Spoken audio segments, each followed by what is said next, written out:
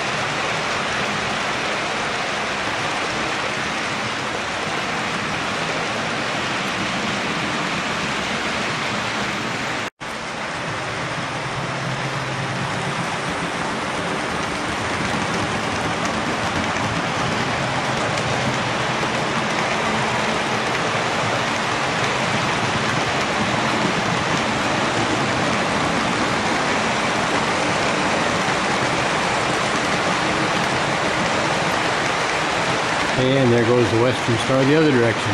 Empire Builder going one direction and the Western Star the other.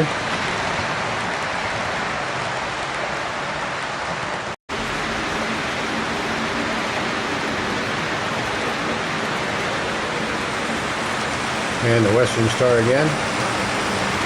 The two trains, the Empire Builder and the Western Star, were similar in makeup, but the Western Star handled a different schedule. A little bit slower. Also, the Western Star did not carry dome cars, and the Empire Builder did, since the Western Star was a secondary train.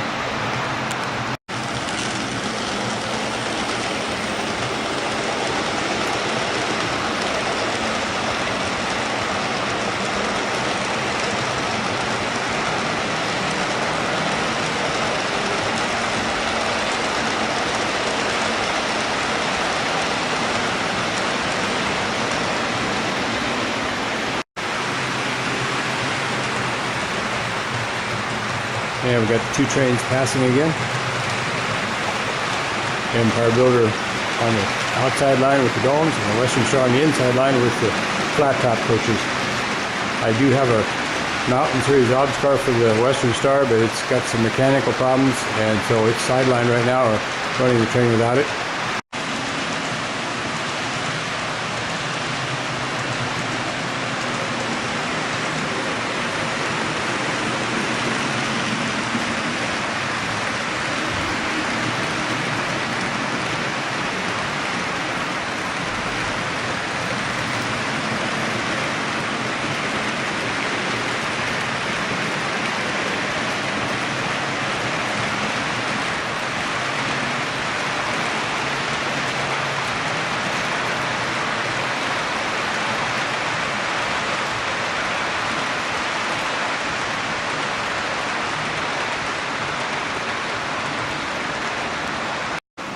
And we have a Great Northern SW7 here in the engine terminal on the LK&R.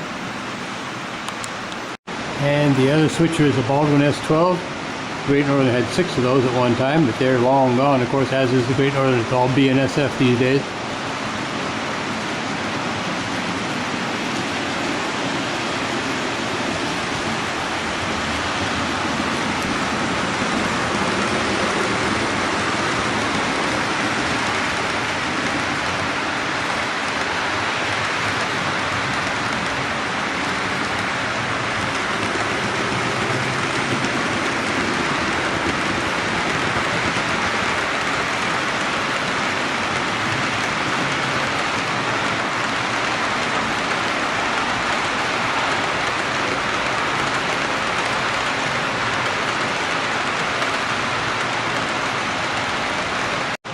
And we also have some Billy Goat GP9s here in the fueling rack at the engine terminal. A set of 4 of them. The 4th one, of course, is inside the house there. And there's a pair of GP30s and a GP35 on the next track over. And here on the caboose track, we have some Billy Goat cabooses. 2, the 3rd one, and the 4th one.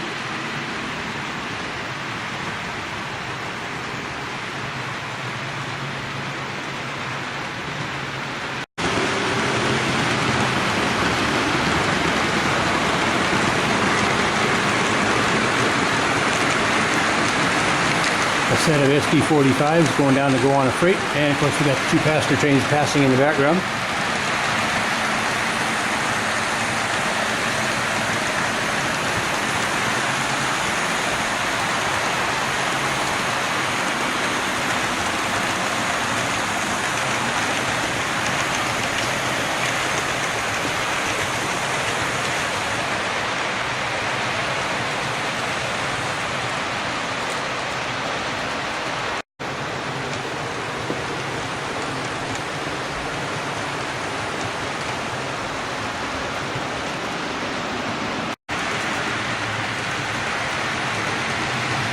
The Empire Builder passing Hustle Muscle here on the beginnings of a freight train.